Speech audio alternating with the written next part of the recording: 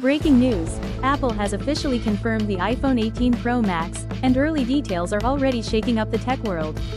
From major display redesigns to new hardware strategies, the iPhone 18 Pro Max could become one of the biggest shifts in Apple's lineup in years. Here's everything we know so far.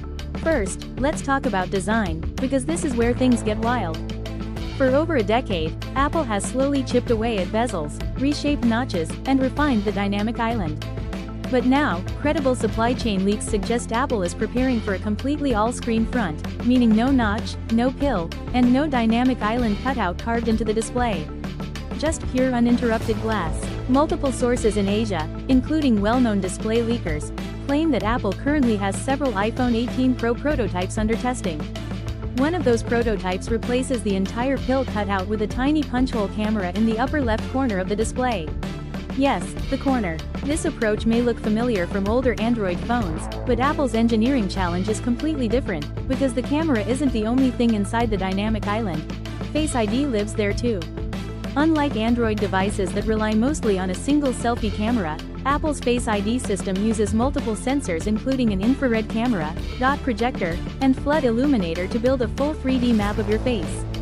Hiding that hardware under an OLED display has been considered nearly impossible for years.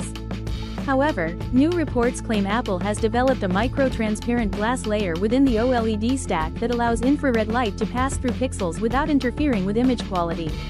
If true, this means the iPhone 18 Pro Max could have under-display Face ID, while keeping the front of the phone visually clean and uninterrupted.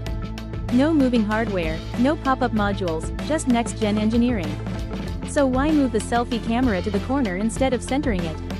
Leaked engineering notes suggest that placing the camera off to the side frees up the entire central display region for Face ID's invisible scanning zone.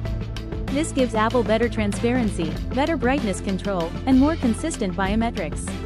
And from a user perspective, it means video, games, and social media feel more immersive, because nothing sits in the middle of the screen.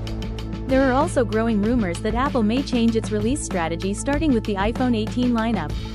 Analysts believe Apple could launch Pro models first, and push standard models later or reposition them as mid-range options.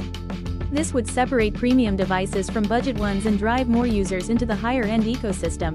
Classic Apple. So here's the big question. Would you trade the dynamic island for a tiny corner camera if it meant getting a true full-screen iPhone? Is that a downgrade, or the ultimate upgrade? Drop your opinion in the comments, I'll be reading them. And if you want more weekly updates on the iPhone 18 Pro Max, Apple leaks, Face ID under display tech, foldable iPhones, and next-gen smartphone hardware, make sure to subscribe, because the next few months are going to be insane.